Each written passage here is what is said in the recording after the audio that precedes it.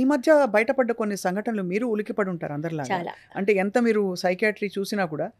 So, ఎక్కడి నుంచి అంటే ఒక 10,000 కోసం తల్లిని చంపేయడం.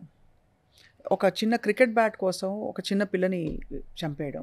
అది కూడా ప్రీమెడిటేటెడ్‌గా, ప్రిపేర్డ్‌గా వెళ్ళడం. ఎలా వస్తున్నాయి ఈ ఇన్‌ఫ్లుయెన్సెస్ అన్నీ? సో, ఫస్ట్ థింగ్ ఏంటంటేనండి, సోషల్ మీడియా అందులో చాలా మంచి మంచివి కూడా ఉన్నాయి. Of course we've learned a lot from social media. కానీ రైట్ నౌ ఇప్పుడు క్రైమ్ రేట్‌కి ఆల్మోస్ట్ ఏకైక కారణం అనేది సోషల్ మీడియా, గేమింగ్ కానివ్వండి, అండ్ ఎవ్రీథింగ్ ఈజ్ ఓకే. ఇప్పుడు influencers, people don't listen to doctors అండి. రైట్. ఒక ఇన్‌ఫ్లుయెన్సర్ చెప్తే అబ్బా! ఫెంటాస్టిక్ అని అంటారు. సో, ఇన్‌ఫ్లుయెన్సర్‌కి కరెక్ట్ నాలెడ్జ్ ఉండొచ్చు, ఉండకపోవచ్చు, చాలా మటుకు ఉండదు. అండ్ సెన్సేషనలైజ్ చేయడానికి వాళ్ళకి ఫాలోవర్స్ కోసం వాళ్ళు ఏమైనా చేస్తారు. సో, ఆ ఫాలోవర్స్ కోసం ఏమైనా చేసేవాళ్ళు, the information is not accurate. ఒకరిని ఆకట్టుకునే ఇన్ఫర్మేషన్ అది. సో, ఇట్లా చేస్తే బాగుంటుంది, ఇది తింటే బాగుంటుంది అంటే ఇంకా బీభత్సంగా అందరూ అదే ఫాలో అవుతారు. And there are people who actually get into trouble health wise కానీ ఏమన్నా కానివ్వండి. ఇది కూడా అంతేనండి. పర్ఫెక్ట్ క్రైమ్ ఎట్లా కమిట్ చేయాలి, పర్ఫెక్ట్గా సెల్ఫ్ హార్మ్ ఎట్లా చేసుకోవాలి, రైట్. సూసైడ్ని లైవ్ స్ట్రీమ్ చేసుకునే పిల్లలు దర్ యంగ్స్టర్స్. సో, ఇవన్నీ చూసేటప్పటికి పీపుల్ డెఫినెట్లీ గెట్ ఎనామర్డ్ అనమాట.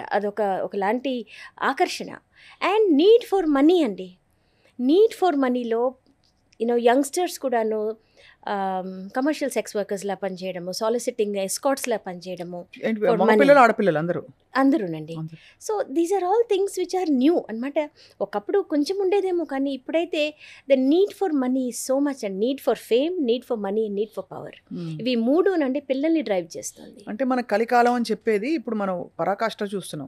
ఒకలా స్పిరిచువల్గా చూస్తే అనిపిస్తుంది అనమాట.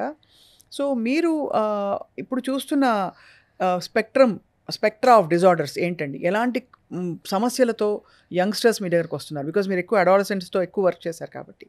2 or 3 థింగ్స్ అండి which are the main. First thing is anxiety, stress, educational stress and burnout అండి. చాలామంది పిల్లలు బర్న్అవుట్లో ఉన్నారు. చదవాలి, మార్క్స్ రావాలి, మార్క్స్ తర్వాత ప్రొఫెషనల్ కాలేజెస్లో వెళ్ళాలి, అక్కడ నుంచి పీజీ చేయాలి, పీజీ తర్వాత పెళ్ళిళ్ళు చేసుకోవాలి. సో ఇట్స్ ఆల్మోస్ట్ ఒక సీక్వెన్స్ లాగా ఇది చేయాల్సిందే. And they have that feeling, ఒక సంవత్సరం బ్రేక్ తీసుకుందాము అనేటప్పటికి ఎల్డర్స్ అనమాట ఆల్మోస్ట్ వాళ్ళ మీదకి పడిపోయి how can you take 1 year break, అందరు ముందుకు వెళ్ళిపోతారు and you are going to be left behind అని అంటారు. అలాగ అయ్యేటప్పటికి they have what is called as FOMO, fear of being left behind, fear of missing out అంటారు, ఫోమో. సో ఈ ఫోమో ఫీలింగ్ తోటి పిల్లలు కూడాను దే ప్రెషర్ దెమ్సెల్స్. ఒకవైపు నుంచి ఇన్స్టిట్యూషనల్ ప్రెషర్, ఒకవైపు నుంచి parental pressure. And so next entertainment ఏంటంటారు, ఇట్ ఈస్ ఓన్లీ ఇంకా రీల్స్ కానివ్వండి, లేకపోతే యూట్యూబ్ కానివ్వండి, where not every information is accurate. మనం చాలా మటుకు చూడండి ఫాల్స్ న్యూస్, ఫేక్ న్యూస్కి మనం చాలా ఈజీగా మనం బిలీవ్ చేస్తాము. ఫలానా సెలబ్రిటీ మరణించారు అంటే అబ్బా అని చూస్తాం, actually that would be fake news. AI వచ్చిన తర్వాత మరీ టూ మచ్. అవును. AI and ChatGPT. అండ్ ఇంకోటి ఏంటంటేనండి, what is very clearly visible over the past few months అంటారు, మేబీ కపుల్ ఆఫ్ ఇయర్స్ ఏమో, కానీ ఈ ChatGPTs ఇట్లాంటి చాట్ లైన్స్ వచ్చిన తర్వాత అండి people don't go to professionals anymore. పిల్లలు ఇప్పుడు పేరెంట్స్ వర్క్లో ఉన్నారు, లేకపోతే they not getting what they feel is support, emotional validation. So ఆ ChatGPTలోంచి అడ్వైస్ తీసుకుంటారు, అది జనరల్ అడ్వైస్ ఉంటుంది. అండ్ గూగుల్ ఏఐలోంచి తీసుకుంటారు. సో అక్కడ చాలా క్లియర్గా డిస్క్లైమర్స్ ఉంటాయి, ఇదంతా యాక్యురేట్ కాదు, డోంట్ బిలీవ్ ఇట్ కంప్లీట్లీ అని. And people use it. ఒక child how to self harm అంటే ChatGPT actually gave that girl methods of how to self harm, because it's only AI కదా, దానికి ఎమోషన్స్ లేవు కదండి. కరెక్ట్. సో ఇప్పుడు ఒక professional దగ్గరికి వెళ్తే ఎందుకమ్మా self harm, and we try to dissuade them, we try to talk about basic problem ఏంటి అని కనుక్కుంటాం. This is just an AI, it's a tool మనకి. So how to end your life అంటే కూడా మనకి సజెషన్స్ వస్తాయి. Right. So this is what is happening అనమాట. So main thing ఏంటంటే depending on machines, depending on friends for advice, friends who you don't know అంటే influencers, and addiction to social media, ఇవి మూడు right on top అండి. దానివల్ల ఇప్పుడు anxiety రావడము. ఇప్పుడు కొన్ని సంవత్సరాల క్రితం, I think 2 or 3 years back, అబ్బాయి పబ్జీ ఆడుతుంటే because grand mother pulled the phone away, అంటే తన్ని అటాక్ చేసి he actually took her life అనమాట. ఎంత దారుణం చూడండి. పబ్జీ ఆడుతుంటే పిల్లవాడు PUBG created lot of things అండి. అంటే పబ్జీ అని కాదు, గేమ్స్ లైక్ దట్, అట్లాంటి గేమ్స్ చాలా ఉంటాయండి. వేరిన్ అది ఎడిక్షన్ వచ్చేసిన తర్వాత I know people who have gambled money, parental money అకౌంట్లోకి హ్యాక్ చేసేసి పాస్వర్డ్స్ తీసుకొని ల్యాక్స్ ఆఫ్ మనీ రూపీస్ అండి ఆన్ గేమింగ్. మీ దగ్గరకు వచ్చే క్లయింట్స్ చాలా మంది ఉన్నారండి. వాళ్ళు ఏం చెప్తారు ఆ టైంలో? ఏంటి ఆ గ్రాటిఫికేషన్, ఏంటి ఆ కిక్ వాళ్ళు? అంటే ఫస్ట్ దే విన్ అండి. 1000 రూపీస్ పెట్టారనుకోండి, ఒక 3000 రూపీస్ వస్తాయి. ఆ తర్వాత ఈ games are design like that. ఇనీషియల్గా కొంచెం కొన్ని డబ్బులు వస్తాయి, ఇంకా దాంతో ఉత్సాహంగా స్పెండ్ చేస్తారండి, you know lakhs and crores of money. And ఆ తర్వాత యూ స్టార్ట్ లూజింగ్. తర్వాత మనకి వీఆర్ ఇన్ డెట్ అనమాట. ఫ్రెండ్స్ దగ్గర నుంచి డబ్బులు తీసుకున్నాం, అమ్మ నాన్నకి చెప్పకుండా అకౌంట్స్లోంచి తీసుకున్నాము, ఉన్న గోల్డ్ ఇయర్ రింగ్స్ అమ్మేసి తీసుకున్నాము, ఐఫోన్ అమ్మేసి తీసుకున్నాము. So now you're in debt. So ఆ డెట్ని ఎక్కడో అక్కడ కవర్ చేద్దాము అనే ఒక ఒబ్సెషన్లో వస్తుంది. ఏదో ఒక రీజన్ గెలవకుండా ఉంటానా, అంతే keep playing until the loss reaches so much, అది ఇంకా అందులోంచి బయటికి లేని అమౌంట్ వచ్చేస్తుంది అనమాట. అప్పుడు anxiety, depression, suicidal tendency, self harm. ఎందుకంటే సపోర్ట్ సిస్టమ్ లేదు కదా. ఎవరైనా ఎందుకు చేసావు అని అంటారు కదండి. అవునవును. ఇప్పుడు సోషల్ మీడియా ఇది కూడా ఒక వైస్ అనమాట, ఇది ఒక వ్యసనం. Just like alcohol, drugs, something, ఇది ఒక వ్యసనం. ఇంకోటి ఏంటంటే అడోలసెన్స్లో drug abuse, substance abuse. So sleeping tablets నుంచి marijuana అంటే కెనాబిస్ వరకు, దాన్ని గంజాయి అంటారు, ఇంకా higher drugs. This is another thing. అంటే it is an escape route. అవును. ఈ వరల్డ్ నాకు నచ్చట్లేదు, నా వరల్డ్ ఒకటి నేను సృష్టించుకొని అక్కడ హాయిగా ఉంటాను, where I don't have any pressure. ఇప్పుడు ఈ రీసెంట్గా క్రైమ్కి పాల్పడ్డ నార్మల్ యంగ్స్టర్స్, తల్లిని చంపేసిన అబ్బాయి కావచ్చు, ఫాదర్ని లాక్ చేసేసి, అంటే అక్కడెక్కడో there is a thought process. ఏదో క్షణికావేశంలో తాగిన మత్తులోనో చేతికి ఏది ఉంటే అది వేసేసి వాళ్ళు చనిపోవడం కాదు, ఫాదర్ని లాక్ చేసి మదర్ని చంపేశాడు.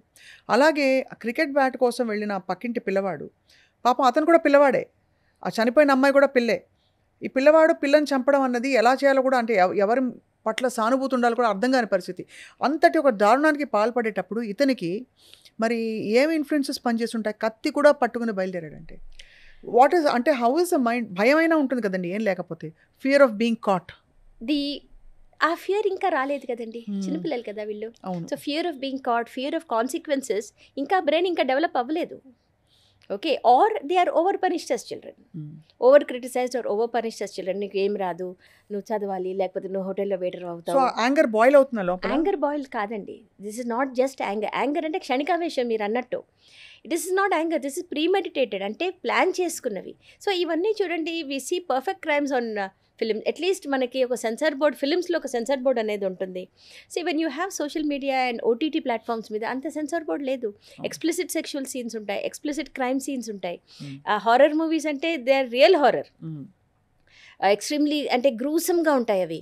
సో ఇవన్నీ చూసి ఆ సెన్సిటివిటీ టు హ్యూమన్ లైఫ్ కానివ్వండి, సెన్సిటివిటీ టు ఫీలింగ్స్ కానివ్వండి, అది కొంచెం బ్లర్ అయిపోతుంది. ఆ తర్వాత రైట్ అండ్ రాంగ్లో అది బ్లర్ అయిపోతుంది.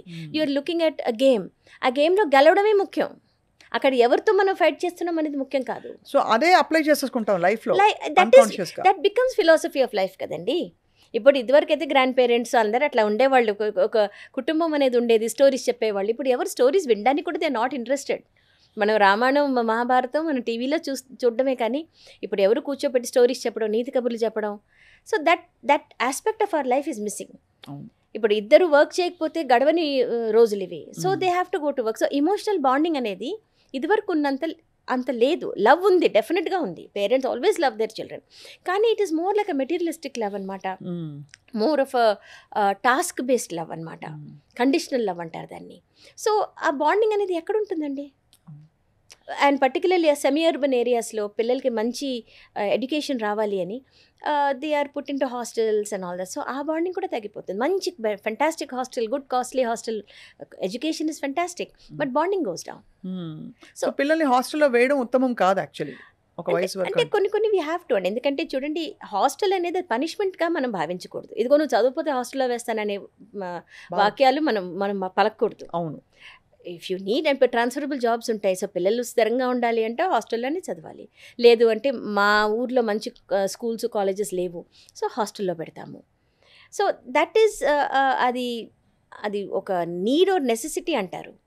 కానీ దాంతోపాటు మన బాండింగ్ అనేది ఉండాలి. కాల్ చేయడము, వీకెండ్స్కి వెళ్ళడము, అవును. సో అట్లా ఇంట్లో ఏమైనా చేసి తీసుకెళ్ళడము, సో అలాంటి బాండింగ్ అనేది మనం మెయింటైన్ చేసుకోవాలి.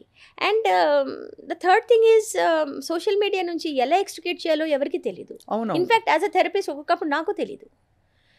We are like okay control screen time అంటాము, సూపర్వైజ్ స్క్రీన్ టైం అంటాము, కానీ అంత సూపర్విజన్ ఇవ్వలేని పరిస్థితి. Parents are working. అవును అవును అవును సో అంత సూపర్విజన్ ఇవ్వలేని పరిస్థితి. అండ్ పిల్లలకి ఎంటర్టైన్మెంట్, పేరెంట్స్కి ఏదో పని ఉంది, ఎంటర్టైన్మెంట్ ఫోన్ ఇచ్చేస్తారు. సో చిన్న చిన్న పిల్లలు కూడా they are completely addicted to phone. అది అమ్మో అసలు అన్నం పెట్టడానికి కూడా ఫోనే. అబ్సల్యూట్లీ. సో మనకి యాక్చువల్లీ ఇన్పుట్స్ అన్నీ ఇక్కడి నుంచి వస్తున్నాయి, సోషల్ మీడియా, ఓటీటీ, లేకపోతే సినిమాలు, లేకపోతే various other visual and hearing influences ఏవైతే ఉన్నాయో వాటి నుంచి వాళ్ళ మైండ్ అలా ప్రోగ్రామ్ అవుతుంది పిల్లలకి. వేర్ రైట్ అండ్ రాంగ్కి డిఫరెన్స్ కూడా బ్లర్ అయిపోతుంది కంప్లీట్గా. ఒకనప్పుడు అండి they was group call Pink Floyd అనమాట. So we don't need no education అని ఒక పాట పాడారనమాట. It was mostly about teacher abuse, పిల్లల్ని బాక్స్ చేయకండి. అవునండి. That song became a sensation. And అది బ్యాన్ చేయడానికి కూడా చూశారు. బికాజ్ ఇది పిల్లల్ని ఇన్ఫ్లుయెన్స్ చేస్తుంది, స్కూల్కి వెళ్లకుండా చేస్తుంది. అవును, అది that was one song.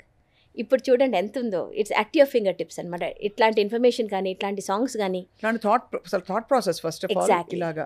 So అదొక మైండ్ బెండ్ లాంటిదండి. It's like bends your mind completely. అమ్మ నాన్న చెప్పిన కూడాను that's not right, this is right. ఇట్లా ఇన్ఫ్లుయెన్సర్ కదా, కొన్ని మిలియన్స్ ఆఫ్ ఫాలోవర్స్ ఉన్నారు, అమ్మ నాన్నకి ఏం తెలుసు, ఏం లేదు కదా.